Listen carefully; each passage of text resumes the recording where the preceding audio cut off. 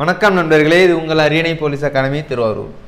So நாம் இந்த வீடியோவில் எதை பற்றி பார்க்க போகிறோம் அப்படின்னா 9th மூணாவது பருவம், அதாவது 7வது இயல் 8வது இயல் 9வது இயலில் இருக்கிற இலக்கணம் மட்டும் பார்க்க போகிறோம்.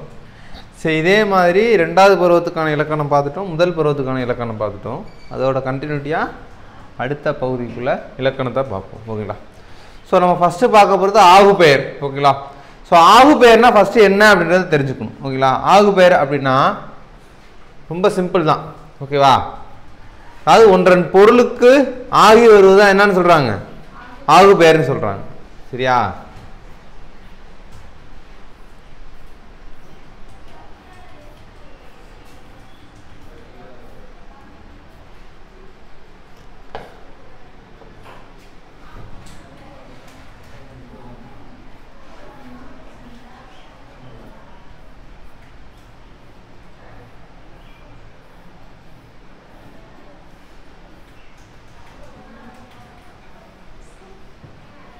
என்ன டெஃபினேஷன் பாருங்க.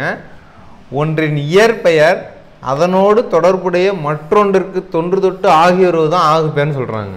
ஓகேவா? டெஃபினேஷன் என்ன? இயற்பெயர் அதோட தொடர்புடைய இன்னொன்னுக்கு ஆகி வருவது தான் இது என்ன அப்படின்னு சொல்லிட்டு எடுத்துக்காட்டில் வச்சு பார்த்தா தான் நமக்கு தெரியும். இது சாதாரண டெஃபினேஷன். ஓகேவா? திடீர்னு இப்படியே கூட கேள்வி கேட்கலாம். ஒன்றின் இயற்பெயர் அதோடு தொடர்புடைய மற்றொன்றுக்கு ஆகி வருவது எவ்வாறு அழைக்கப்படுகிறதுன்னு கேட்பாங்க.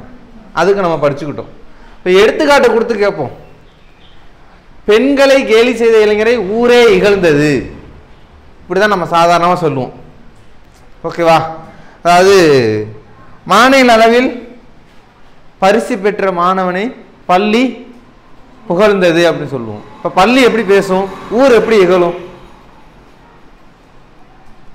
சொல்லுங்க? பள்ளி பேசுமா? பள்ளி அப்படிங்கிறது அக்ரிணையில் வரும், ஊர் அப்படிங்கிறது அக்ரிணை.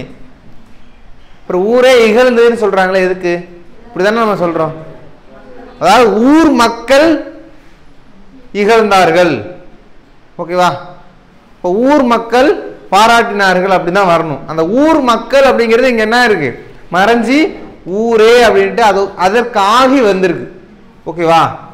பாருங்க, கலாம் சாட் கண்டுபிடித்த பள்ளி மாணவனை ஊரே பாராட்டியது. அப்ப ஊர் மக்கள் பாராட்டினதை என்ன சொல்றோம், ஊரே அப்படின்ட்டு ஊர் மக்களுக்கு பதிலாக இது ஆகி வந்திருக்குது. இதுதான் ஆகு பெயர். ஓகேவா? டெஃபினேஷன் தெரியுதுல? ஒன்றின் இயற்பெயர் அதோட தொடர்புடைய மற்றொன்றுக்கு ஆகி வருவது ஆகு பெயர். அதுக்கு என்னன்றது நம்ம எக்ஸ்பிளனேஷன் பண்ணி பார்த்துட்டோம். ஓகே, அந்த ஆகு பெயர் மொத்தம் எத்தனை அப்படின்னு சொல்லி பார்க்கணும். ஆகு பெயர் மொத்தம் 16 வகைப்படும். ஓகேவா? ஆகு பெயர் எத்தனை வகைப்படும்? 16 வகைப்படும். இதுதான் கேள்வி. ஓகேவா? ஆகு பெயர்னா என்ன எடுத்துக்காட்டு பார்த்துட்டோம். அடுத்து எத்தனை வகை? 16. 3 பாயிண்ட் ஆயிட்டா? இப்போ ஒவ்வொன்றுத்துக்குள்ள ஆகு பெயர் என்ன அப்படின்னு பார்க்கணும். இதுவும் கொஸ்டின் தான். முல்லையை தொடுத்தால் என்ன ஆகு பெயர்னு கேட்பாங்க. முல்லை அப்படிங்கிறது என்னது அப்படிங்க பாருங்க. முல்லை அப்படிங்கிறது ஒரு பூ, பூங்கிறது ஒரு பொருள். பூ தொடுத்தால் அப்படின்னு சொல்லலாம். ஆனா இவங்க என்ன சொல்றாங்க, முல்லையை தொடுத்தால்ன்ட்டு அந்த பூக்கு உறுப்பாகிய முல்லை கொடியை சொல்றாங்க. ஓகேவா? அதற்கு ஆகி வந்திருக்கிறதால இது என்னது, பொருளாக பெயர். ஏன் பொருள்? முல்லை பூ அப்படிங்கிறது என்னதுங்க, ஒரு பொருள். அந்த பொருளுக்கு ஆகி வந்ததால இது என்ன சொல்றாங்க, பொருளாக பெயர். அடுத்து வகுப்பறை சிரித்தது. அதாவது வகுப்பறையில் இருக்க மாணவர்கள் சிரித்திருப்பாங்க. இங்க என்ன சொல்றாங்க, வகுப்பறை சிரித்ததுன்னு ஆகு பெயர். இது நமக்கு தெரியுது. இது என்ன பார்த்தோன்னு சொல்றோம், வகுப்பறை சிரித்தது. வகுப்பறையில் இருக்க மாணவர்கள் எல்லாம் சிரிப்பாங்க. இங்க வகுப்பறைன்னு சிரித்திருக்கு. அப்ப இது ஆகு பெயர் அப்படின்னு நமக்கு தெரியும். என்ன ஆகு பெயர் அப்படின்னு பார்க்கணும். வகுப்பறை அப்படிங்கிறது என்னது, ஒரு இடத்தோட பெயர். அப்போ இடவாகு பெயர். ஓகேவா? அடுத்து பாருங்க, கார் அறுத்தான். இங்க கார் அப்படின்னா என்னன்னு தெரியணும். ஓகேவா? கார் காலத்தை குறிக்கிறது தான் அது கார் அறுத்தான். அதாவது கார் அறுத்தான்னா கார் காலத்துல விளையக்கூடிய பயிரை இவன் வந்து என்ன பண்றான், அறுக்கிறாங்க. அதனாலதான் என்னது, கார் அறுத்தான்னு காலவாகு பெயர் சொல்றாங்க. அப்ப கார் அறுத்தாருன்னா என்னது, காலவாகு பெயர். அப்ப பாருங்க, மறி கொழுந்து நட்டான். மறி கொழுந்து நட்டான். மறி கொழுந்து அப்படிங்கிறது என்னது, ஒரு பூ, ஒரு செடியோட கிளை உறுப்பு. ஓகேவா? ஓகேவா? அதுக்காக என்ன சொல்றாங்க, அதாவது சினையாகு பெயர்னு சொல்றாங்க. ஓகேவா? மறி கொழுந்து அப்படின்னா என்னது, வெத்தலையா இல்ல இலை ஏதோ ஒண்ணு. ஓகேவா? அததான் சொல்றாங்க. இப்ப வெத்தலையை நட்டான் அப்படின்னு சொல்றதுக்குள்ள என்ன பண்றோம், மறி கொழுந்து நட்டான்னு சொல்றோம். இது ஒரு ஆகு பெயர். இப்போ கொழுந்து அப்படின்னு வந்ததால இது என்னது, சினையாகு பெயர். ஓகேவா? அடுத்து பாருங்க மஞ்சள் பூசினால். மஞ்சள் பூசினால் அப்படிங்கிறது என்னது? பண்பு. ஓகேவா? அது என்ன அது பேர் வந்து பண்பு. இப்போ மஞ்சள் பூசினால், மஞ்சள் அப்படிங்கிறது என்னதுங்க? அது வந்து ஒரு கிழங்கோட பண்பை குறிக்குது. மஞ்சள் கிழங்கு தான், அந்த கிழங்கோட பண்பை குறிக்கிறதால அது என்னது? பண்பாகு பெயர். வற்றல் தின்றான். அப்போ வற்றல் அல்லுன்னு முடிகிறதுனால அது என்னது? தொழில். தொழிற்பெயர் விகுதிகள் மொத்தம் எத்தனை? 13. என்னன்னா அம், ஐ, தல், கை, வை, வி, பூ, தி, இந்த மாதிரி 13 விகுதிகள் வரும். அது எல்லாமே அது தொழிற்பெயர். ஓகேங்களா? இப்போ அந்த வற்றல் அல்லு வந்திருக்கா, இப்போ இது தொழிற்பெயர். இந்த மாதிரி வற்றல் தின்றான்னு தொழில் பெயருக்கு ஆகி வர்றதால இது என்னது? தொழிலாக பெயர். அடுத்து பாருங்க வானொலி கேட்டு மகிழ்ந்தனர். இப்போ வானொலி அப்படிங்கிறது என்னதுங்க? ஒரு கருவி. ஓகேவா? அப்போ அந்த கருவிக்கு காரணமாக இருக்கிற நிகழ்ச்சிக்கு ஆகி வருவதால என்னது? வருவியாக பெயர். அதாவது பாட்டு கேட்டு மகிழ்ந்தான்னு சொல்லலாம். அதுக்கு பதில் இவங்க என்ன சொல்றாங்க? வானொலி கேட்டு மகிழ்ந்தனர்னு சொல்றாங்க. பைங்கூழ் வளர்ந்தது. இது ரொம்ப முக்கியம். இப்போ கூழ் அப்படிங்கிறது காரியம்னு சொல்றாங்க. அதற்கு கருவியாக பயிருக்கு ஆகி வந்ததால இது என்னது?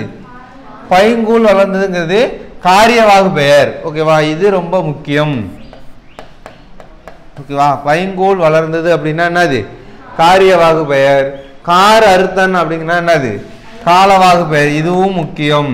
அடுத்து இன்னொன்று வரும், அறிஞர் அண்ணாவை படித்திருக்கேன். இதுவும் ரொம்ப முக்கியம். இந்த 3 தான் ஆகு பெயர்ல ரொம்ப முக்கியம். அறிஞர் அண்ணாவை படித்திருக்கேன். அது என்ன? அண்ணாவை படித்திருக்கேன், அண்ணாவின் கருத்துக்களை படித்திருக்கிறேன் அப்படின்னு தான் சொல்லணும். அதற்கு பதில் நம்ம என்ன பண்ணியிருக்கோம்? நான் அண்ணாவை படிச்சிருக்கேன், கலைஞரை படிச்சிருக்கேன், பெரியாரை படிச்சிருக்கேன் அப்படின்னு சொல்றோம். பெரியாரின் கருத்துக்களை படித்தால்தான் சொல்லணும். அதற்கு பதில் எப்படி? அறிஞர் அண்ணாவை படித்திருக்கேன்னா அவருடைய கருத்துக்களுக்கு ஆகி வந்ததால இது என்ன ஆகுது? கருத்தாவாகு பெயர். ஓகேவா? ஒன்று பெற்றால் ஒளிமயம். இங்க பாருங்க, இதை தான் பார்க்கணும். ஒன்று பெற்றால் ஒளிமயம்னா என்னது? ஒரு குழந்தை பெற்றால் வாழ்க்கை, ஒரு குழந்தை பெற்றால் வாழ்க்கை ஒளிமயம் அப்படின்னு நம்ம சொல்லுவோம். அதான் சொல்றோம், ஒன்று பெற்றால் ஒளிமயம்னா ஒரு குழந்தை பெற்றால் ஒளிமயம். அப்ப குழந்தை அப்படிங்கிறதுக்கு என்ன ஆகி பெயருக்கு வந்திருக்குது? ஒன்று அப்படின்ட்டு ஒரு நம்பர் வந்திருக்கு. அதான் எண்ணளவே ஆகு பெயர். ஓகேவா? அடுத்து 2 கிலோ கொடு. இது வந்து கிலோ அப்படின்றதால இது என்னது? எடுத்தல் அளவே ஆகு பெயர். அரை லிட்டர். அப்ப லிட்டர் நம்ம எதுல அளப்போம்? முகத்தில். ஓகேவா? முகந்து அளக்கும் முகத்தல் அளவையில தான் அது முகத்தல் அளவு. 5 மீட்டர் வெட்டினான். மீட்டரை நம்ம எப்படி அளப்போம்? நீட்டி அளக்கும். நீட்டளவையில தான் வந்து மீட்டர் அளப்போம். அதனால இது என்னது? 5 மீட்டர்னு வந்தா நீட்டல் அளவு. ஓகேவா? லிட்டர்னு வந்தா முகத்தல் அளவு. ஓகேவா? கிலோன்னு வந்தா எடுக்கிறது, கிலோவை எடுப்போம். ஓகேவா? மீட்டரை அளப்போம், நீட்டி அளப்போம். அது மாதிரி வச்சுங்க. ஒன்று பெற்றால்னா ஒன்று, இந்த மாதிரி நம்பர்ல வந்தா என்னது? என்ன அளவாக பேர். ஓகேவா? அப்படியே சொல்லுங்க. பைங்கூழ் வளர்ந்தது என்ன ஆகு பேர்? காரிய வாகு. கார் அறுத்தான் காலவாகு பெயர். கலைஞரை படித்திருக்கிறேன் கருத்தாகு பெயர். ஓகேவா? பொங்கல் தின்றேன் தொழிலாகு பெயர். ஓகேவா?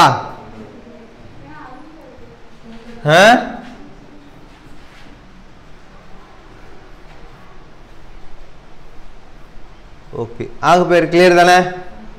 ஆகு பெயர் மொத்தம் எத்தனை? 16 வகைப்படும். ஆகு பெயர் மொத்தம் எத்தனை வகைப்படும்? 16. அதிக டைப்ஸில் இருக்கிறதுலையே எதுதான் இருக்கு? ஆகு பெயர் தான் 16. இதே மாதிரி வேற எதுவும் இருக்கா? 16, 12 அப்படின்னு. சிற்றிலக்கியம் எத்தனை? ஆகாயத்துக்கு அடுத்த வீடு அப்படிங்கிறது யாரோடது? மு மேத்தா. ஆகாயத்துக்கு அடுத்த வீடு என்னது? சாகித்ய அகாடமி உள்ளதா?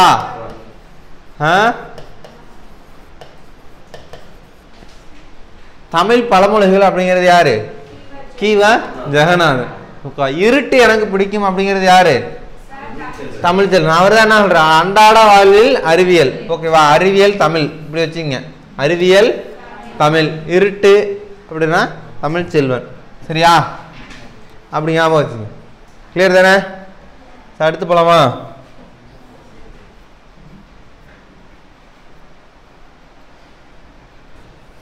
யாப்பிலக்கணம் ரொம்ப ரொம்ப ரொம்ப முக்கியம். ஓகேவா? ஆகு பேரை விட ரொம்ப முக்கியம்னா யாப்பிலக்கணம் தான். சரியா? இதில் கம்பல்சரி ஒரு கொஸ்டின் வரும். இலக்கணத்தில் ஒரு கொஸ்டின் வரும், அதில் யாப்பிலக்கணம்னா கம்பல்சரி கொஸ்டின் வரும். ஏன் அப்படின்னா இந்த யாப்பிலக்கணத்தை வச்சு தான் சொற்களை பிரிப்பாங்க. சரியா? பிரித்து அது கரெக்டாக அப்படின்னு பார்ப்பாங்க. கவிதையை இயக்கும் முறைகளை கூறும் இலக்கணம் தான் யாப்பிலக்கணம். இப்போ ஃபஸ்ட்டே ஒரு கொஸ்டின் வந்துடுச்சு, கவிதையை இயற்றும் முறைகளை பற்றி கூடுற இலக்கணம் என்ன இலக்கணம் அப்படின்னு கேட்பாங்க. என்ன இலக்கணம்? யாப்பிலக்கணம். ஒரு கவிதை எப்படி இருக்கணும் அப்படின்றது யாப்பிலக்கண அடிப்படையில் சொல்கிறது தான். ஓகேவா? உறுப்பின் அடிப்படையில், அதாவது உறுப்பின் அடிப்படையில் யாப்பு எத்தனை? 6. அது என்னன்னா எழுத்து, அசை, சி, தலை, அடி, தொடை. இந்த எழுத்து எத்தனை, அசை எத்தனை, சீர் எத்தனை, இதுலையுமே தனித்தனியாக ஒரு டைப்ஸ் இருக்குது. அதில் தான் கொஸ்டின். ஓகேவா? இப்போது சாதாரண யாப்பின் உறுப்புகள் கேட்டால் எத்தனை? 6. அது என்னன்னா எழுத்து, அசை, சி, தலை, அடி, தொடை. ஓகேவா? அதை ஒன்று ஒன்றா பார்ப்போம். எழுத்து நம்ம முன்னாடி கேட்டோன்னா யாப்பிலக்கண அடிப்படையில் எழுத்துக்கள் எத்தனை? 3. சாதாரணமாக எழுத்துக்கள் எத்தனை வகைப்படும்? முதல் எழுத்து சார்பு எழுத்துன்னு நம்ம படிச்சிருப்போமா? இங்கே அதனால தான் அவங்க சொல்கிறாங்க யாப்பிலக்கண அடிப்படையில்னு கொடுத்துருக்காங்க. என்னன்னா குறில், நெடில், ஒற்று. ஓகேவா? குறில் அப்படின்னா என்னது? க. நெடில்னா கா. ஒற்றுனா இக்கு. இவ்வளோதான். அப்போ எழுத்து எத்தனை வகைப்படும்? 3. அப்படியே புக்கில் எழுதிக்கணும் 3 அப்படின்ட்டு. சரியா? அடுத்து பாருங்க அசை. எழுத்துக்களால் ஆனதுதான் அசை. ஃபர்ஸ்ட் எழுத்து, அதுக்கு அடுத்து அசை வந்ததுன்னா அந்த எழுத்தால வந்தது தான் என்னது? அசை. ஒரு எழுத்தோ 2 எழுத்தோ இருப்பது தான் அசை. ஓகேயா? ஒரு எழுத்துனாலும் அது அசையில தான் வரும், 2 எழுத்து சேர்ந்தாலும். அதன் அடிப்படையில் இதை என்ன பிரிக்கிறாங்க? நேரசை, நிறைசைன்னு 2ஆ பிரிக்கிறாங்க. ஓகேவா? அசை 2. இப்போ எழுத்து 3, அசை 2. அது என்னன்னா நேரசை, நிறைசை. இப்போ நேரசைனா என்னன்னு பார்ப்போம். ப இது தனித்து வருமா? முன்னாடியே சொல்லிட்டாங்க, இது ஒரு எழுத்தாகவும் இருக்கும் 2 எழுத்தாகவும் இருக்கும் அசைங்கிறது. இப்போ நேரசைனா பாருங்க, தனிக்குறில் வந்தாலும் அது நேரசை தான். தனிக்குறில்னா என்ன? ப. தனிக்குறில் ஒற்று. ஒற்றுனா என்ன? மெய்யெழுத்து பல், அதுவும் நேரசை தான். சரியா? தனி நெடில் பா, அதுவும் நேரசை தான். தனி நெடில் ஒற்றுன்னு வந்தாலும் பால், அதுவும் நேரசை. இதுதான் ரொம்ப முக்கியம். இதை வச்சு தான் அடுத்து நீங்கள் பிரிப்பீங்க. ஓகேவா? இதை வச்சு தான் அடுத்து நீங்கள் ஒரு கொஸ்டின் ஒரு வார்த்தை கொடுத்துருவாங்க. ஓகேவா? இவை எழுத்து, இவ்வெழுத்து அப்படின்னு கொடுத்துருவாங்க. இதன் அடிப்படையில் யாப்பை வச்சு பிரித்து சொல்லுங்க, கரெக்டாக பிரிங்க அப்படின்னு கொடுத்துருவாங்க. அப்போது இந்த இருக்கு பார்த்தீங்களா, இதன் அடிப்படையில் தான் பிரிப்பீங்க. இது ரொம்ப ரொம்ப முக்கியம். இந்த பாக்ஸ் ஒரு மேக்ஸ் ஃபார்முலா மாதிரி தான் இது நம்ம படிக்கிறது. இப்போது நேரசைனா என்ன? நேரசைனா கிட்டத்தட்ட மைனஸ்ன்னு வச்சுங்க. சிங்கிளாக வந்தாலும் நேரசை தான், அதாவது தனி குறில். ஓகேவா? அதோட இந்த ஒற்று வந்தாலும் நேரசை தான். நெடில் வந்தாலும், நெடில் சிங்கிளாக வந்தாலும் நேரசை தான். நெடிலோட ஒற்று வந்தாலும் நேரசை தான். அப்படியே நிறைய செய்ய பாருங்க. நிறைய செய்யனா ப்ளஸ்ன்னு வச்சுங்க. 2 குறில், அப்போ 2 மைனஸ் சேர்ந்தா அது என்ன ஆகிடும்? ப்ளஸ் ஆகிடும். 2 குறில் ஒற்று, ஆல்ரெடி இங்கே ப்ளஸ் வந்துருச்சு. அப்போ இது என்னதான்? 2 குறில் ஒற்று வந்தாலும் ப்ளஸ் தான். அப்போது நீங்கள் இது படிச்சுட்டாலே முடிஞ்சிருச்சு. 2 குறில் சேர்ந்து வந்துட்டாலே அது என்னதான்? நிறைய செய்தான். அதே மாதிரி 2 நெடில் சேர்ந்து வந்துட்டாலும் என்னதான்? அதாவது குறில் நெடில் வந்துட்டாலும் என்னதான்? நிறைய செய்தான். குறில் நெடில் ஒற்று வந்தாலும் நிறைய செய்தான். இந்த ஒற்றை நீங்கள் கன்சிடரே பண்ண வேணாம். அதுக்கு முன்னாடி 2 குறில், இப்போ 2 குறில்னா நான் பல பலன்னு இருக்கு. பலன்னு வந்தால் என்ன அர்த்தம்? நிறைய செய் அப்படின்னு வச்சுக்கணும். இப்போ அணி அப்படின்னு இருக்கு, நிறைய செய். ஏன்?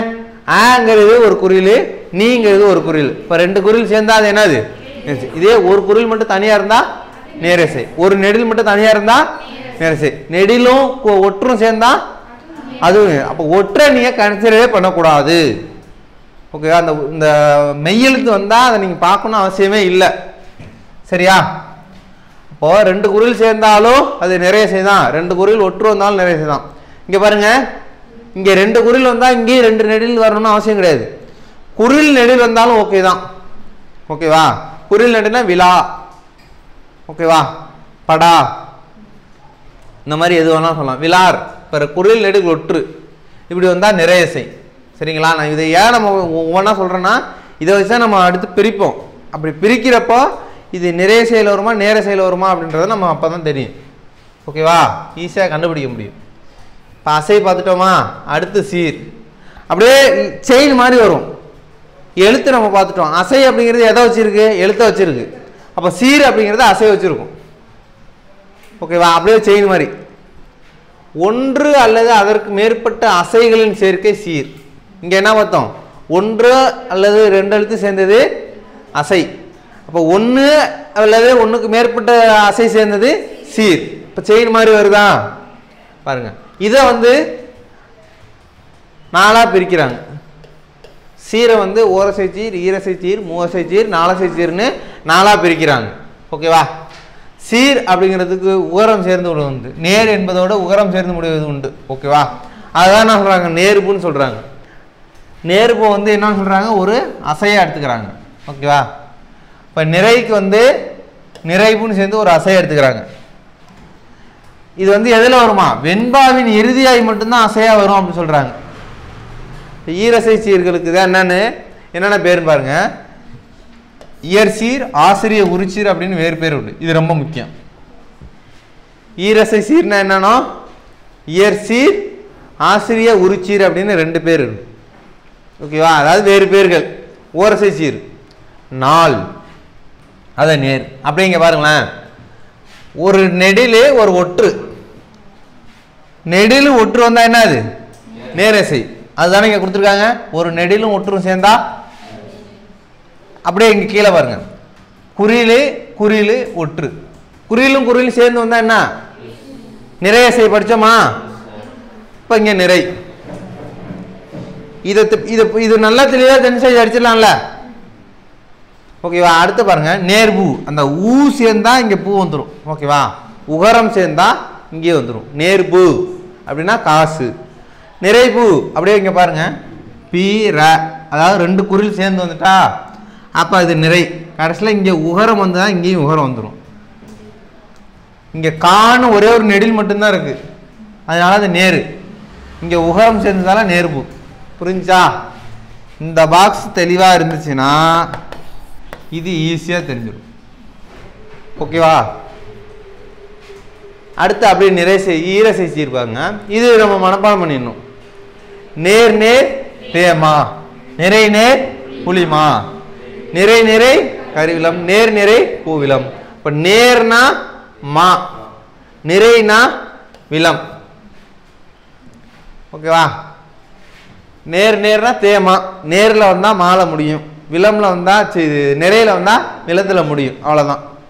அப்படியே சொல்லுங்க. நேர் நேர், நிறை நேர் புளிமா, நிறை நிறை நேர் நிறை பூவிலம். அவ்வளவுதான். ஓகேவா?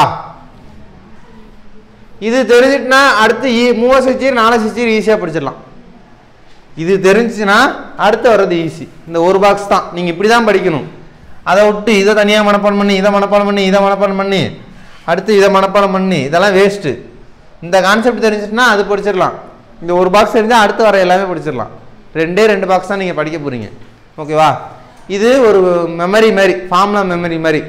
நேர் நேர் தேமா, நேர் நிறை அப்படின்னு வந்தா பூவிலம், நிறைன்னு முடிஞ்சா விலம்ல முடியும். ஓகேவா? அப்போ இங்கே எழுதிக்கணும். நேர் அப்படின்னா மா, அதே மாதிரி நிறை விலம். ஓகேவா? அடுத்து மூவசை சீர் பாருங்க. இப்ப ஈரசை சீரோட நேரோ நிறையோ சேர்ந்தா அது மூவசை சீர். இங்க என்ன பார்த்தோம்? நேர் நேர், இது ஈரசை சீர். இதோட பிளஸ் இன்னொரு நேர் சேர்ந்தா அது மூவசை சீர். நேரோ நிறையோ சேர்ந்தா அது என்னது? மூவசை சீர். அப்படியே பாருங்க. இந்த மூணாவதா சேர்ந்து இருக்கிறதா அப்படியே மறைச்சிருங்களேன். நேர் நேர் தேமா, அப்ப நேர் சேர்ந்துதான் இங்க தேமாங்க காய்னு வருது. அப்ப மூவசை சீர்ல எழுதிங்க. நேர்னா காய், நிறைனா கனி. அவ்வளவுதான். நிறைனா கனி. ஓகேவா? இந்த பாக்ஸ் அப்படியே ரிப்பீட் ஆகும். நேர் நேர் தேமா, அதோட நேர் சேர்ந்ததால காய், தேமாங்காய். நிறை நேர் புளிமா, நேர் சேர்ந்ததால புளிமாங்காய். நிறை நிறை கருவிலம், நேர் சேர்ந்ததால கருவிலங்காய். நேர் நிறை கூவிலம், நேர் சேர்ந்ததால கூவிலங்காய். அதே மாதிரி தான் இங்கே தேமாங்கனி புளிமாங்கனி நிறை சேர்ந்ததால கனின்றது எக்ஸ்ட்ரா சேர்ந்துடும். ஓகேவா? கிளியர் தானே? இதுவரையும் புரியுதுல? எதுவும் டவுட் இருக்கா? இதே மாதிரி தான் இப்போ ஈரசைச்சீரில் ஒரு நேரம் ஒரு நிறைய சேர்ந்தா அது மூவசைச்சீர், மூவசைச்சீரில் ஒரு நேரம் நிறைய சேர்ந்தா அது நாலசைச்சீர். ஓகேவா? அதான் சொல்றாங்க காய்சீர்களை என்னன்னு சொல்றாங்க, வெண்சீர்கள்னு சொல்றாங்க. இது ரொம்ப முக்கியம். காய்சீர்களுக்கு எவ்வாறு அழைக்கிறார்கள்? வெண்சீர் என்று அழைக்கப்படுகிறது. ஓகேவா? மூவசை சீர்களை எடுத்து நேரசையும் நிறைய சேர்ந்தா அது வந்து என்னது? நாலசை சீர். ஓகேவா? அழகீட்டு வாய்ப்பாடு பற்றி சொல்றது இதுதான் முக்கியம். ஓகேவா? வெண்பாவில் இயற்சீரும் வெண்சீரும் மட்டும்தான் வரும். ஓகேவா? பிற சீர்கள் வராது. வெண்பாவில் வெண்பா அப்படிங்கிறது எது? செப்பலோசையுடையதா? அதில் இயற்சீரும் வெண்சீரும் மட்டும்தான் வரும், வேற எதுவுமே வராது. இது ரொம்ப முக்கியம். வெண்பாவில் இயற்சீர் வெண்சீர் மட்டும்தான். தலையில்னு பார்த்தீங்கன்னா இயற்சீர் வெண்டலை வெண்சீர் வெண்டலை மட்டும்தான் வரும், மற்றதெல்லாம் வராது. ஓகேவா? அதை நம்ம அடுத்து பார்ப்போம். ஈட்டடி ஈட்டு சீர் ஓரசை சீர்களில் தான் வரும். அப்படியே ஒரு திருக்குறள் கொடுத்து அப்படியே பிரிச்சிருக்காங்க பாருங்க. இதை பிரிக்கிறப்ப என்னன்னா மெய்யெழுத்து வர்றப்ப பிரிக்கணும். அதாவது குறில் நெடில் ஒற்று, அந்த ஒற்றை வச்சு பிரிக்கணும். அப்படி இல்லைன்னா நெடில் தனியாக வந்தால் நெடிலை வச்சு பிரிச்சிடணும். ஓகேவா? பிறர் பாருங்க, பியை மட்டும் தனியாக பிரிக்கக்கூடாது. அதோட இன்னொரு குறில் வருதா? ஓகே, அந்த குறிலோடு சேர்ந்து ஒற்று வருதா? அப்போ ஒற்றோட தான் பிரிக்கணும். ஏன் அப்படின்னா இங்கே பாருங்க, இரு குறில் ஒற்று, இரு குறில் ஒற்றுக்கு இங்கே ஃபார்முலா இருக்கா? இரு குறில் ஒற்றுக்கு நிறைய சேர்ந்துட்டு அப்போ இருகுறில் ஒற்று வர வரையும் நம்ம என்ன பண்ணணும்? பிரிக்கணும். ஓகேவா? பிறர் இது வந்து நிறை, பிறர்னு வந்தா நிறை. நா நேர், ந இத்து குறிலே ஒற்று வந்தா என்னது? நேர். ஓகேவா? அதே பாருங்க, த இக்கு குறிலு ஒற்று நேர், கது ரெண்டு குறில் வந்தா நிறை. இங்க ஏன் த இக்கு அடுத்து ரெண்டா பிரிக்கிறாங்க? ஏன்னா ஆல்ரெடி ஒரு ஸ்ட்ரக்சர் இருக்கு, ஒரு குறிலும் ஒற்று வந்தா அதுக்கு ஒரு இந்த பேர் இருக்கு அப்படின்ட்டு. அதனால என்ன பண்ணணும்? அதோட பிரிச்சிடணும். அதான் சிம்பிளா சொல்றேன்ல, எங்கெங்கெல்லாம் மெய்யெழுத்து வருதோ அதை வச்சு பிரிச்சிடணும். அந்த இடத்துல ஒரு கோடு போட்டு பிரிச்சிடணும் ரெண்டா. ஓகேவா? அப்போ இதை என்ன சொல்லுவாங்க? நிறை நேர் அப்படின்னா என்னது? தேமா புளிமா, நேரோட சேர்ந்து புளிமாவோட நேர் சேர்ந்தா புளிமாங்காய். ஈஸியா புரிஞ்சிருச்சா? என்ன ஆசை? அதோட வாய்ப்பாடு நேர் நிறை என்னது? கூவிலம். அப்படியே இங்க பாருங்க, தான் நாண. அப்ப தான் நாணவை நம்ம எப்படி பிரிக்கலாம்? தான் நெடில் ஒற்று, இதுக்கு என்னது? நேர். நான் ஒரே ஒரு நெடில் மட்டும் இருந்தா அதுவும் நே. ஓகேவா? இங்க ஒரு நான். ஏன் இங்க நானா ரெண்டு நெடில் வச்சு பிரிச்சா என்ன? ஏன் தனித்தனியா பிரிக்கிறாங்க? அதான்ப்பா, இந்த நாண அப்படின்னு இருக்குல்ல, இந்த நாணவை ஒரே இதா பிரிக்க வேண்டியது தானே, தான் நானுண்டு. ஏன் இங்க ரெண்டு நெடிலுக்கானது ஃபார்முலா இல்ல, இரு நெடில் ஒற்று அப்படின்ட்டு எதுவும் கொடுக்கல இங்க. ஓகேவா? அப்ப நெடில் ரெண்டு நெடில் வந்தா தனித்தனியா தான் பிரிக்கணும். ஓகேவா? அப்ப நான் ரெண்டு நெடில் வந்தா தனித்தனியா பிரிக்கணும். அப்ப இது பாருங்க, மூணுமே என்ன? இதுவும் நேர் இதுவும் நேர் இதுவும் நேர், மூணு நேர் சேர்ந்தா தேமா காய். ஓகேவா? பிறர் நாண அடுத்து ஃபார்முலா என்ன? பிறர் நாண நாயின். இப்போ இதை பிரிங்களா? அதை பார்க்காமலையே நாயினை பிரிச்சா என்ன வரும்? நா அப்படிங்கிறது ஒரு இதாகவும் இன்னு ஒரு இதாகவும் வரும். நான் அப்படிங்கிறது என்னது? நேர். இன்னுங்கிறதும் நேர். நேர் நேர் தேமா, அவ்வளவுதான். அடுத்து அறம், அதை எப்படி பிரிக்கலாம்? அறம் அப்படியே தான் வரும். நாண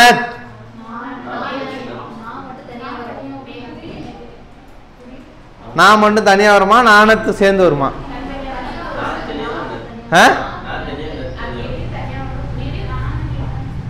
ஏன் விலார் நம்ம பார்த்தோம்ல, விலார் நம்ம பார்க்கலையா? குறில் நெடில் தான் வரும், நெடில் குறில் வராது. அப்ப என்ன வரும்? நான் தனியாகவும் நத்து தனியாகவும் வரும். அப்ப தக்க. அப்ப இதுக்கு என்ன வரும்?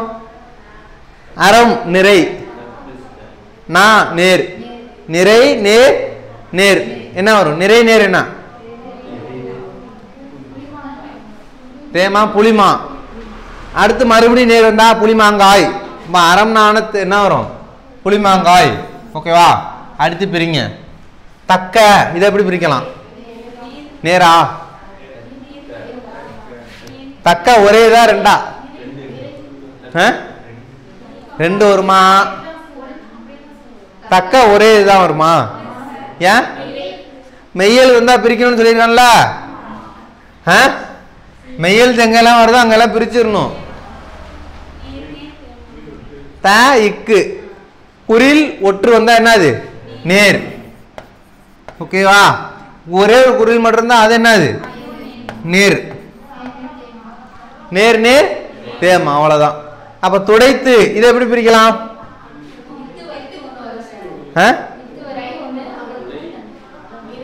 தூ டை இத்து இது வரையும் ஒண்ணா? தூ ஒண்ணு கரெக்டா? இப்போ தூங்கிறது குறில், இது வந்து நெடில், இது வந்து ஒற்று. இப்படி வந்தா என்னது? நிறையா? எது? அதுதான் நானும் சொன்னேன். தூ குறில், ஐ நெடில், இத்து. அப்படிங்க பாருங்க. விலாறு இருக்குல்ல, குறில் நெடில் ஒற்று, அதுதான் துடைத்தும். இங்க பாருங்க. தூ டை இத்து. துடைத்த நான் எதுக்காக அப்படி பிரிச்சேன்னா, தூங்கிறது குறில், டைங்கிறது நெடில், இத்துங்கிறது ஒற்று. இந்த ஃபார்மேட்ல பிரிச்சாச்சு. ஓகேவா? தூ இப்போ உகரம் வந்திருக்குங்க. உகரம் வந்தா இங்க என்ன அர்த்தம்? நேர்பூ நிறைபூ சேர்க்கணும்னு சொன்னா அப்ப என்ன பண்ணணும்? துடைத்து துடை அப்படிங்கிறது இதுக்கு வந்து என்ன வரும்? நிறை வரும். நிறை. இங்க தூ வந்திருக்கிறதால பூ, அப்ப நிறைபூ. நிறைபுக்குன்னு என்ன வரும்? பிறப்பு. நேர்புக்கு காசு. ஓகேவா?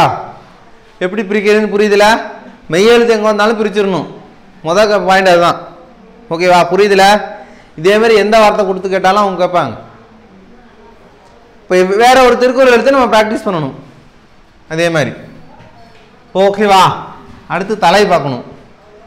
அதாவது தலைனா லாஸ்ட் எழுத்தும் அதுக்கு வரக்கூடிய முதல் எழுத்தும் சேர்றது. சிம்பிளா சொன்னாதான் ரெண்டும் சேர்ந்து இதாகுது. நின்ற சீரின் ஈற்ற செய்யும், அதாவது ஒரு சீரோட கடைசி அசையும் அதை அடுத்து வரக்கூடிய சீரோட முதல் அசையும் சேர்க்கிறது. அதான் முதல் எழுத்து லாஸ்ட் எழுத்தும் சேருது. அதுக்குதான் என்னது? தலை. தலை எத்தனை? 7. தலை 7. ல லு அப்படி ஞாபகம் வச்சுக்க. ல லு லை லு 7 அப்படி வச்சுக்க. இது ரொம்ப முக்கியம். நேர் ஒன்றாசிரிய தலை. அப்போ ஃபுல்லாவே நேரா வந்தா என்ன அர்த்தம்? மாமுன் நேர். நேர்னா அங்கால் என்ன பார்த்துருக்கோம்? மான்னு பார்த்தோமா? மாமுன் நேர். இப்போ நிறைனா என்னன்னு பார்ப்போம். விலம்னு பார்த்தோமா? அப்படி பாருங்க. நிறை ஒன்றாசிரிய தலை. அப்போ நிறை மட்டும்தான் அங்க இருக்கும். அப்படின்னா என்னது? விலமுன் நிறை.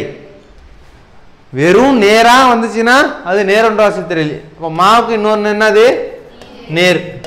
விலமுக்கு நிறை. ஓகேவா? இப்போ நிறை முன் நிறைனா நிறை ஒன்றாசிரிய தலை. கிளியரா? அப்படியே பாருங்க. இயற்சீர் வெண்டலை அப்படின்னா மாமுன் நிறை. இயற்சீர் வெண்டலை அப்படின்னா அப்படியே மாறி வரும். மா அப்படின்னா நேர்னு தெரியும். இப்போ நேர்முன் நிறை அல்லது நிறை விலமுன் நேர்.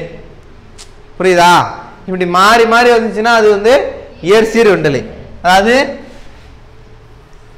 இன்னும் சிம்பிளா சொல்லணும்னா பிளஸ் மைனஸ் மைனஸ் வந்தா நேர் ஒன்றாசிலை, பிளஸ் மட்டுமே வந்தா நிறை ஒன்றாசிலை. அப்படியே பாருங்க. மைனஸ் பிளஸ் பிளஸ் மைனஸ் இப்படி வந்ததுன்னா இயற்சீர் வெண்டலை. வெண்சீர் வெண்டலைனா காய் முன் நேர். இப்ப காய் அப்படின்னா என்ன? நேர். நேர் முன் நேர் அப்படின்னு வச்சுக்கோங்க. அப்படி வந்ததுன்னா வெண்சீர் வெண்டலை. ஓகேவா? கலித்தலை அப்படின்னா காய் முன் நிறை. ஓகேவா? இப்போ காய் முன் நிறைன்னு வந்தா அது என்னது? கலித்தலை. ஒன்றிய வஞ்சித்தலைனா கனிமுன் நிறை. இப்போ ஒன்றிய அப்படின்னு வந்தா என்னது கனி முன் நிறை. கனினா நம்ம என்ன பண்ணிருப்போம் நிறைன்னு வந்திருப்போம். அப்போ நிறை முன்னாடி நிறை வந்தா ஒன்றிடும். அப்போ நிறை முன்னாடி நேர் வந்தா என்ன ஆகும் ஒன்றாது. அப்படி வச்சுக்கோங்க. அப்போ கனிமுன் நேர்னு வந்தா ஒன்றாது, கனிமுன் நிறை வந்தா ஒன்று. ஓகேவா? காய் முன்னாடி நிறை வந்தா கழித்தலை. கிளியரா? இப்போ நேரொன்றாசில மாமுன் நேர், அந்த இடத்துல விலமோ நிறையோ வராது. ஓகேவா? நேரொன்றாசில தான் இங்க விலமோ இங்க நிறையோ வராது. அதே மாதிரி நிறைய ஒன்றாசிலனா இங்க வந்து மாவோ நிறையோ நேரோ வராது. கிளியரா? அடுத்து அடி. இரண்டுக்கு மேற்பட்ட சீர்கள் தொடர்ந்து வர்றது தான் அடி. அப்ப சீர்கள் தொடர்ந்து வர்றது. ஓ அங்க என்ன பார்த்தோம்? அங்க என்ன பார்த்தோம்? தலைக்கு நின்ற சீரின் ஈற்றசையும் வரும் சீரின் முதலசையும் ஒன்றோடு ஒன்று பொருந்துவது தலை. தலை எத்தனைப்படும்? 7. அதே மாதிரிதான் இங்கேயும் 2 அல்லது 2ற்கு மேற்பட்ட சீர்கள் தொடர்ந்து வர்றதுதான் என்னது அடி. இங்கேயும் சீர்கள் தான், அங்கேயும் சீர்கள் தான். ஓகேவா? அடி அப்படின்னா என்னது 5 வகைப்படும். இப்ப அடிக்கிறோம் 5 விரலால தானே அடிக்கிறோம். இப்ப அடினா 5 அப்படி ஞாபகம் வச்சுக்க. தலை லை லு 7. ஓகேவா? டக்குன்னு ஞாபகம் வரணும். ஏன்னா நம்ம ஒவ்வொன்றுத்தையும் படிக்கிறோம். அப்ப எழுத்து எத்தனை படும்? 3. சீரு 4. அசை நேரசை நிறைசை. ஓகேவா? அடுத்து இது பாத்துங்க, இது பொறுத்துக்க மாதிரி கொடுத்து கேட்க வாய்ப்பு இருக்கு. 2 சீர் அப்படின்னா என்னது குரல். ஓகேவா? 2 சீர் மேலே கீழே வருது. 3 சீர் அப்படின்னா சிந்தடி. ஓகேவா? 3னா சி. 3னா என்ன? இந்த சிக்கு பதில் இப்படி ஞாபகம் வச்சுங்க, இந்த சீனு ஏபிசி 3ஆ. இப்போ 3 சீர்னா இந்த சி சிந்தடி. குரல் 2 அடி தான், அதனால 2 அடினா 2 சீர் குரல் அப்படி வச்சுங்க. 4 அப்படின்னா அளவடி. இப்போ 4 அளவடியை சேர்த்தா எத்தனை எழுத்து வருது? 4 எழுத்து. ஓகேவா? அப்படி வச்சுங்க. 5 சீர்னா நெடிலடி. 5 அப்படின்னா நெடிலடி.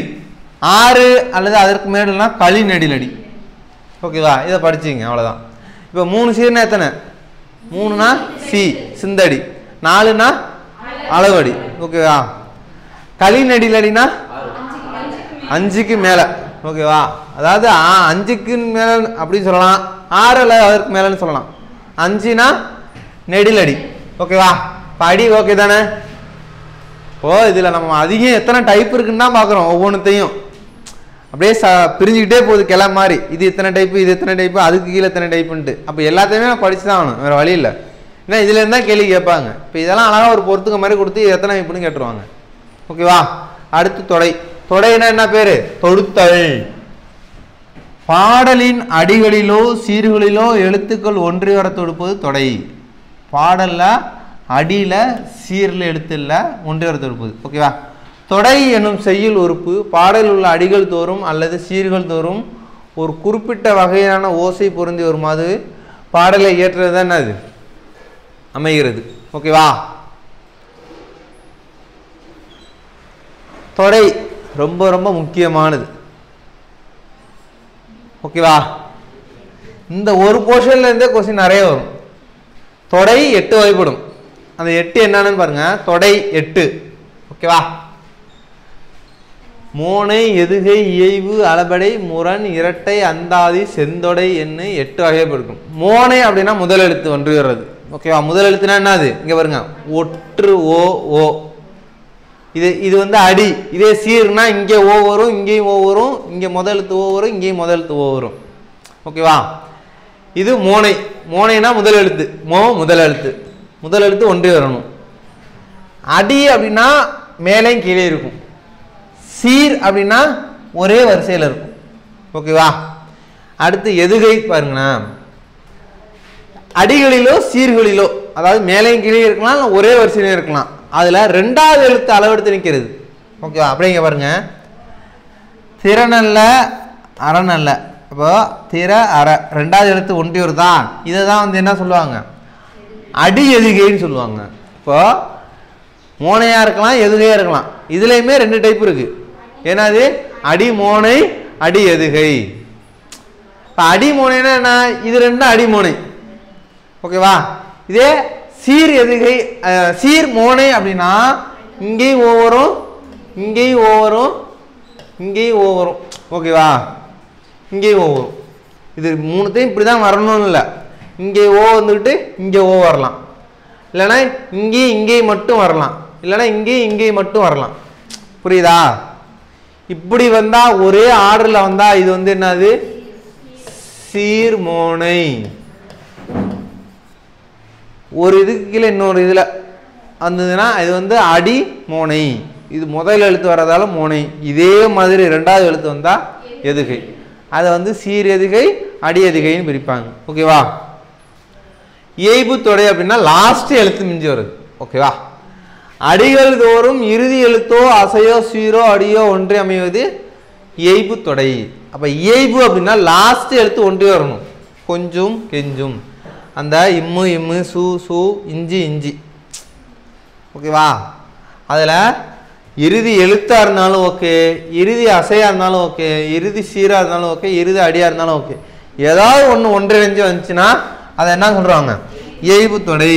நல்லா கேட்டுங்க, இறுதி எழுத்து மட்டும் கிடையாது, அதை தாண்டி எது வந்தாலும் அது என்னதான்? இயைபு தான். இப்போ இதில் 3 தான் கொடுத்துருப்பாங்க. ஓல்டு புக்லாம் வந்து பார்த்தீங்கன்னா 8மே இருக்கும். ஓகேவா? இதில் உங்களுக்கு என்னன்னா ஒரு இதை கொடுத்துட்டு இதில் வந்து என்ன மோனை வந்திருக்கு, என்ன எதுகை வந்திருக்கு அப்படின்னு கேட்பாங்க. இதுலையுமே கிட்டத்தட்ட வந்து ஒரு 8 டைப் இருக்கு. இந்த மோனையிலையுமே இதே எதுகையிலையுமே 8 இருக்கு. ஓகேவா? அதாவது இணை, இணை, பொழிப்பு, கூளை, ஒருவு, மேல்கதுவாய், கீழ்கதுவாயா? மேல்கதுவாய், கீழ்கதுவாய், முற்று. இது வந்து காமன். ஓகேவா? இணை, பொது, இது என்னது? குழுவா? கூளை. இணை, பொது, கூளை, ஒருவு, மேல்கதுவாய், கீழ்கதுவாய், முற்று. இது வந்து பொதுவான நம்ம இது ஒரு எழுத்துன்னு வச்சுங்க. இந்த பொதுவான எழுத்து இந்த 8க்குமே வரும். இணை மோனை, இணை எதுகை, இணை இயைபு வரும். பொது அப்படின்னா பொது மோனை, பொது எதுகை, கூளை மோனை, கூளை எதுகை, இப்படி வரும். ஓகேவா? இவ்வளவு இதுக்கு போக வேண்டியதில்ல. ஆனால் ஸ்கூல் புக்கில், நியூ புக்கில் இது கிடையாது. இணை, பொது, கூளை, ஒருவு, குழு இது இல்லை. ஆனால் எக்ஸாமில் கேட்பாங்க. ஒரு இந்த மாதிரி கொடுத்துருவாங்க. இந்த மாதிரி கொடுத்துட்டு அதில் இது என்ன இணை மோனையா, முற்று மோனையா, மேல்கதுவாய் மோனையா, கீழ்கதுவாய் மோனையான்னு கேட்பாங்க. ஓகேவா? என்ன மோனை பயின்று வந்திருக்குன்னு கேட்பாங்க. ஓகேவா? இதை கூட நான் தனியாக இங்கே நடத்துகிறேன் பாருங்க. இணை அப்படின்னா என்ன? இணை இதை நோட் பண்ணிங்க, புக்கில் ஓல்டு புக்கில் தான் இருக்குது. இணை அப்படின்னா என்ன? 1 2. 1 2னா என்ன? இங்கே பாருங்க, நான் நம்பர் சொல்கிறது. இப்போ இந்த திருக்குறளை வச்சுங்களேன், இங்கே தீ வந்திருக்கு, இங்கேயும் தீ வந்தால் இது 1, இது 2, இது 3, இது 4. இப்படி ஞாபகம் வச்சுங்க. அப்போது இங்கேயும் தீ வந்து இங்கேயும் தீ வந்திருக்கு, 2 இடத்துல மட்டும்தான் வந்திருக்கு. அப்படின்னா 1 2 வந்தால் அது என்னது? இணை. அப்போ இணை மோனை. இணை. அடுத்து பொழிப்பா? பொழிப்புனா என்ன? 1 3. அடுத்து ஒருவா? ஒருவு அப்படின்னா 1 4. அடுத்து 1 2 3.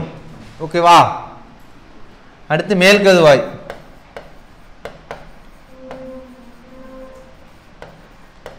மேல்கதுவாய் அப்படின்னா 1 3 4. கீழ்கதுவாய்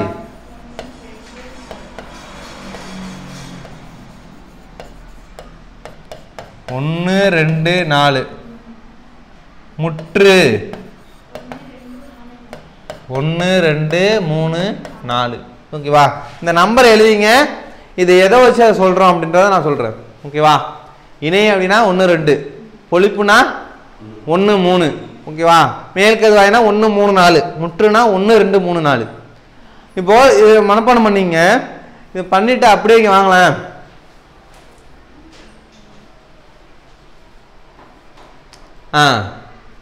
இப்போ இங்கே ரெண்டாவது எழுத்து என்ன இந்த இதை பாருங்க இந்த லைன் இந்த ஒரு லைனை மட்டும் பாருங்க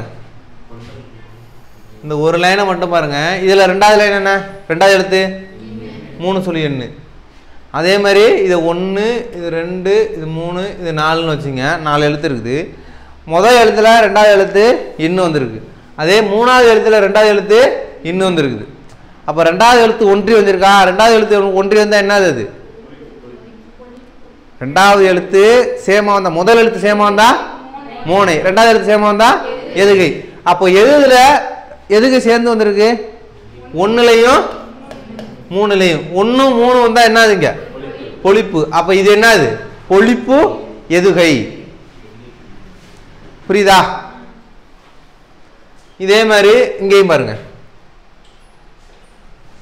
எல்லாத்துலயுமே அப்படிதானே இங்க பாருங்க கொடி படி 3 சொல்லி எண்ணு இங்கேயும் 3 சொல்லி எண்ணு இங்கேயே 2 சொல்லி எண்ணு இங்கேயே 2 சொல்லி எண்ணு ஓகேவா அப்ப இது எல்லாமே என்னதான் பொழிப்பு எதுகை ஓகேவா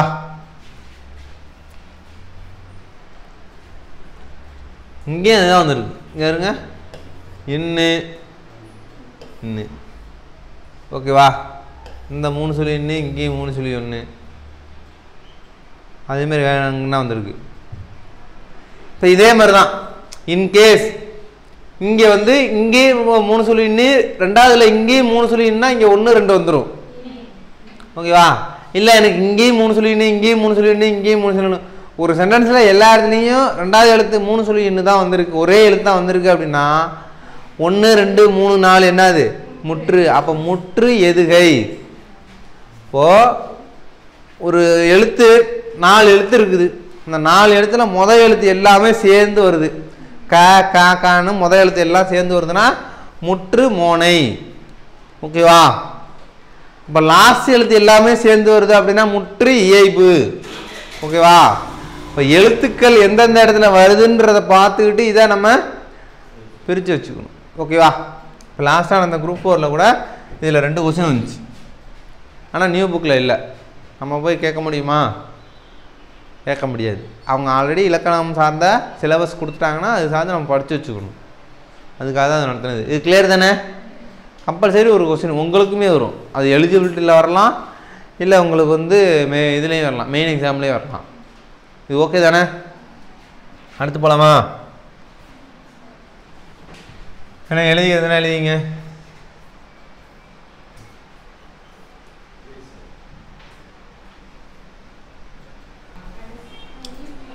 சரி இது ஓகே தானே அடுத்து போகலாம் அடுத்து அணி இலக்கணம் இருக்கும் அதை மட்டும் பார்த்துட்டா முடிஞ்சிருச்சு ஓகேவா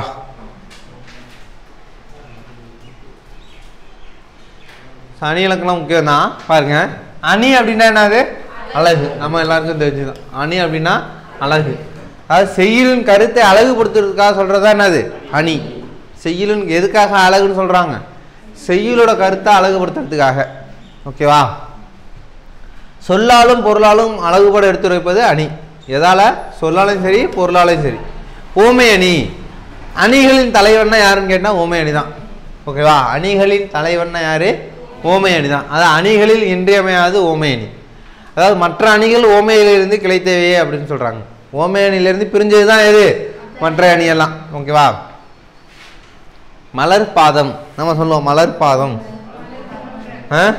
மலர் போன்ற பாதங்களை விடுது ஓகேவா பாதத்துக்கு இணையா எதை சொல்றாங்க ஓமையா மலரை சொல்றாங்க அவ்வளோ சாஃப்டா இருக்குமா ஓகேவா இதில் பாதம் அப்படிங்கிறது என்னது ஓமேயம் இப்போ நம்ம ஓமையா எந்த பொருளை சொல்றோமோ அதுதான் என்னது ஓமேயம் மலர் எதற்கு ஒப்பா சொல்றோம் மலருக்கு ஒப்பா சொல்றதால அது ஓமை இதில் நடுவில் வரக்கூடிய இது வந்து உருவு, ஓம உருவு.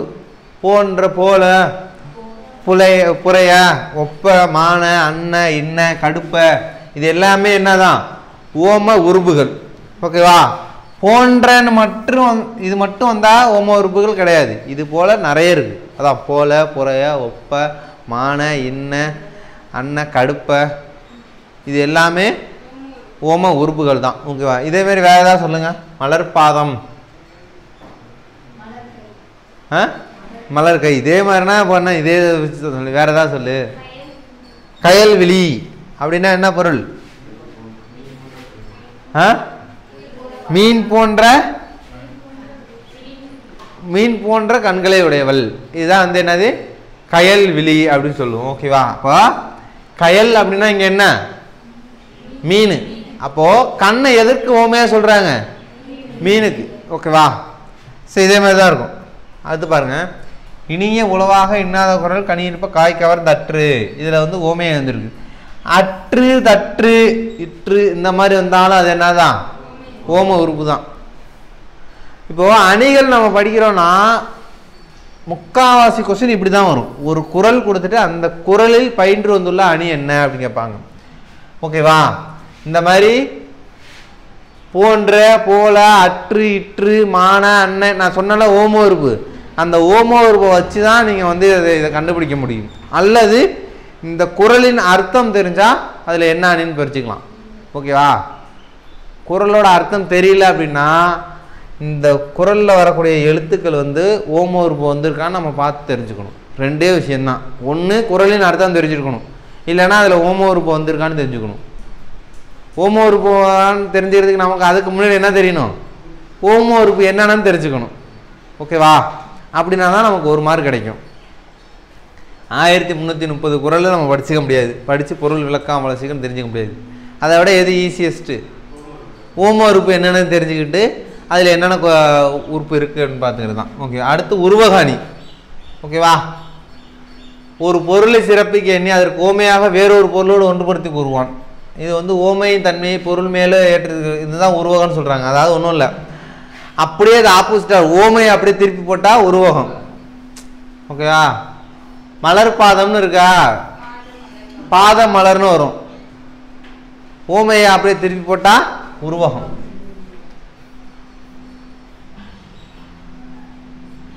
அதுதான் சொல்கிறாங்க. இன்சொல் விளைநிலமா ஈதலை வித்தாக வன்சொல் கலைகட்டி. இது வந்து என்ன பாட்டு? அறநெறிச்சாரம். ஓகேவா? அறநெறிச்சாரம் மொத்தம் எத்தனை பாட்டு இருக்குது? 225 பாட்டு இருக்குது. ஓகேவா?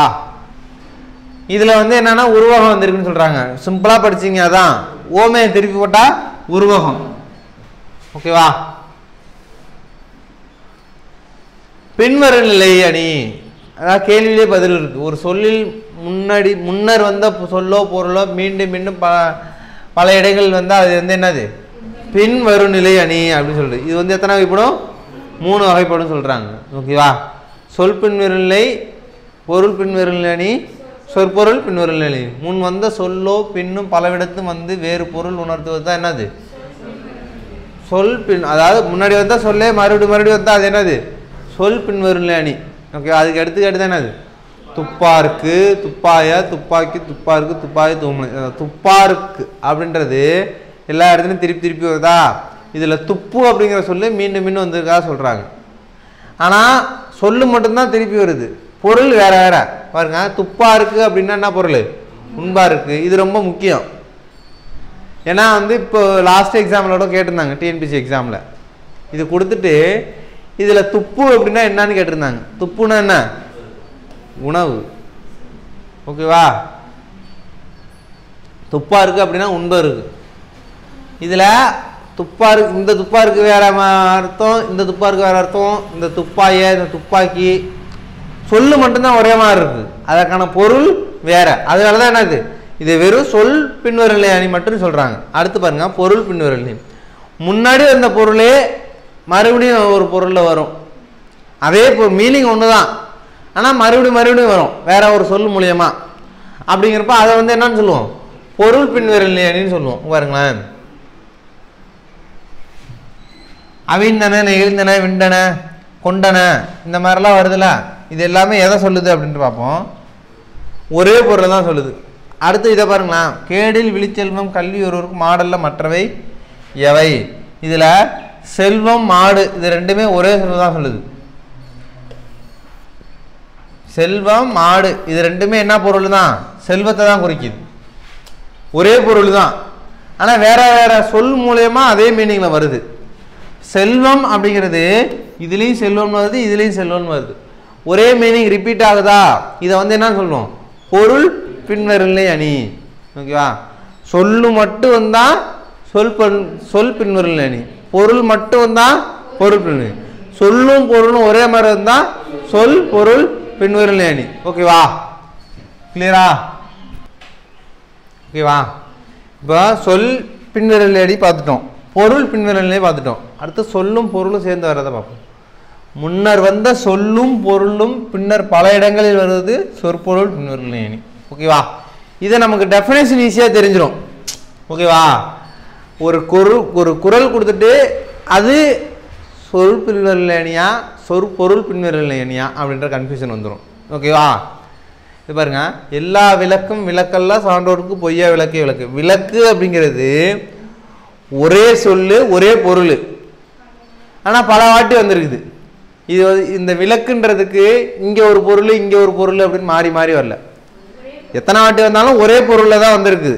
அதனால இது என்னது, சொற்பொருள் பின்வருநிலை அணி. ஓகேவா, அப்போ இது இங்கே முன்னாடி பாருங்க, துப்பா இருக்கு துப்பாயின்னு, துப்பு அப்படின்ற வார்த்தை பல இடத்துல வந்துச்சு, ஆனால் வேற வேற பொருளில் வந்துச்சு. வார்த்தை அந்த சொல்லு மட்டும் ரிப்பீட்டடாக வந்ததுன்னா இது என்னது, சொல் பின்வருநிலை அணி. இங்கே பாருங்க, செல்வம் அப்படிங்கிற பொருளில் வேற வேற சொல்ல மூலயமா வருது, சொல்லு மட்டும்தான் மாறுது, ஆனால் அதுக்கான பொருள் அப்படியே இருக்கு. ஒரே பொருள் திரும்பி திரும்பி வர்றதால அது என்னது, பொருள் பின்வருநிலை அணி. இங்கே பாருங்க, ரெண்டுமே விளக்கு அப்படின்றதுக்கு ஒரே மீனிங் தான். அந்த ஒரே மீனிங்கில் இருக்கிற விளக்கு வந்து எத்தனை வாட்டி வந்திருக்குன்னு பாருங்க, ஒரே இதில் வந்து 4 வாட்டி வந்திருக்கு. இப்போ இது ரிப்பீட்டடாக வந்திருக்கிறதால இதுக்கு வந்து என்ன பொருள், சொற்பொருள் பின்வருநிலை அணி. ஓகேவா, இப்போ அடுத்து பார்க்குறது வஞ்ச புகழ்ச்சி அணி.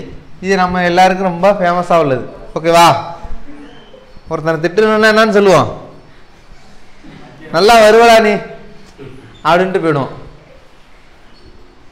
இப்போ அந்த சொல்கிற இதுலேயே தெரிஞ்சிடும் நமக்கு அவன் நம்மளை திட்டுறானா புகழ்றானா அப்படின்ட்டு. ஓகேவா, இதுதான் நம்ம எல்லாரும் பண்ணியிருப்போம்.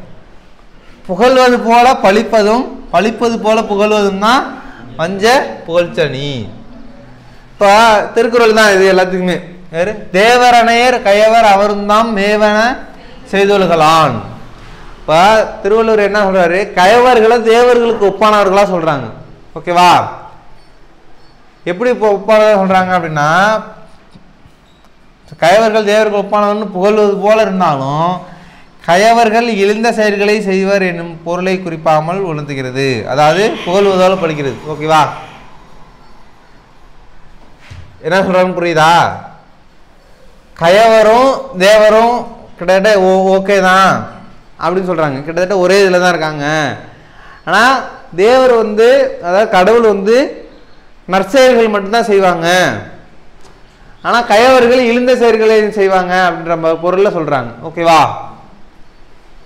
பாரி பாரி என்று பல ஏற்றி ஒருவர் புகழ்வர் சென்னா புலவர் பாரி ஒருவடும் அல்லன் மாரியும் உண்டு ஈண்டு உலக புறப்பதுவே அப்படின்னு சொல்றாங்க. இதுல பொருள் என்னன்னு பாருங்க, புலவர் பலரும் பாரி ஒருவனே புகழ்கின்றனர். பாரி ஒருவன் மட்டுமா கைமாறு கருதாமல் கொடுக்கிறான், மழையும் தான் கைமாறு கருதாமல் கொடுக்கிறது, உலகத்தை புறக்கிறது, இது பழிப்பது போல புகழ்வதாகும். அதாவது எல்லாரும் பாரியை தூக்கி வச்சுட்டு கொண்டாடுறீங்களே, பாரி மட்டும்தான் இருக்கிறதெல்லாம் கொடுத்துட்டு இருக்கானா, வேற யாரும் அப்படி கொடுக்கலையா? அதாவது பாரியை புகழ்ற மாதிரி இருக்கு, பாரி எல்லாத்தையும் கொடுக்குறான் அப்படின்னு சொல்றாங்க ஃபர்ஸ்ட் ஸ்டேட்மெண்ட்ஸ்ல. அடுத்து என்ன சொல்றாங்க, அவன் மட்டும் தான் கொடுக்குறானா, பாக்கி எல்லாம் கொடுக்கலையா? மழையும் தான் கொடுத்துட்டு இருக்கு, ஏன் மழையை புகழ மாட்டீங்க? ஃபர்ஸ்ட் பாரி கொடுக்குறான்னு அவனை புகழ்ந்து சொல்லிட்டாங்க, பாரி எல்லாத்தையும் கொடுக்குறான்ப்பா அப்படின்னு சொல்லிட்டாரு. அடுத்து என்ன சொல்றாரு, பாரி மட்டும் தான் கொடுக்குறானா, மழையும் தான் கொடுக்குது அப்படின்ட்டு பாரியை மட்டும் எதுக்கு புகழ்றீங்க அப்படின்னு பாரியை திட்டுறாப்புல. இப்போ ஃபர்ஸ்ட் புகழ்ந்துட்டு அடுத்து இகழ்றாங்க. இதுதான் வந்து என்னது, வஞ்ச புகழ்ச்சேனி. உங்களுக்கு இவ்வளவு தெளிவாக சொல்லணும்னு அவசியம் இல்லை, வஞ்ச புகழ்ச்சி என்னன்னு உங்களுக்கு நல்லாவே தெரியும். அன்றாட வாழ்க்கையில் இதுதான் பயன்படுத்திட்டு இருப்போம். ஓகேவா? இப்போ அணிகளில் நம்ம என்னென்ன பார்த்தோம்? ஓமை அணி பார்த்தோமா? ஓமை அணினா என்ன?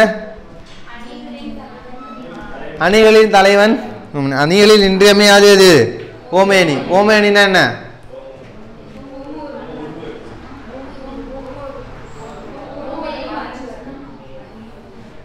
சொல்லுங்க.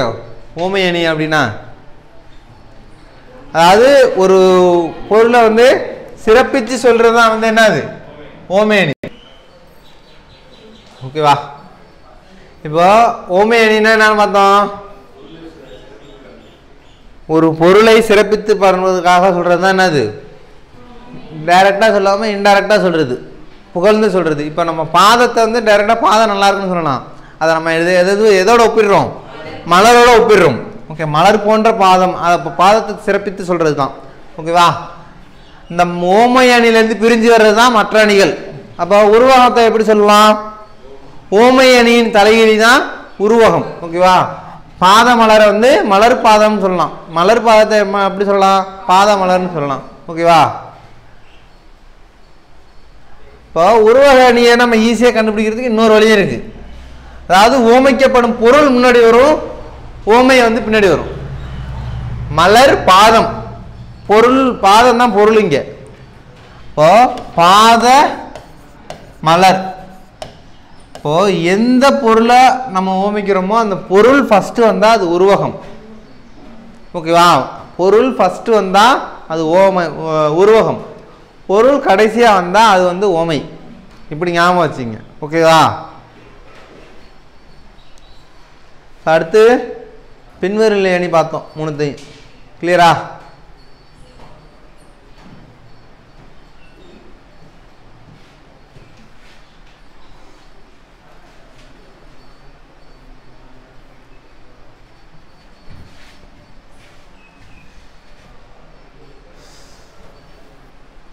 கலைச்சொல் மட்டும் மாத்துருவோமா? ஓகே. அறிவு சிற்பியின் மகள் யாரு?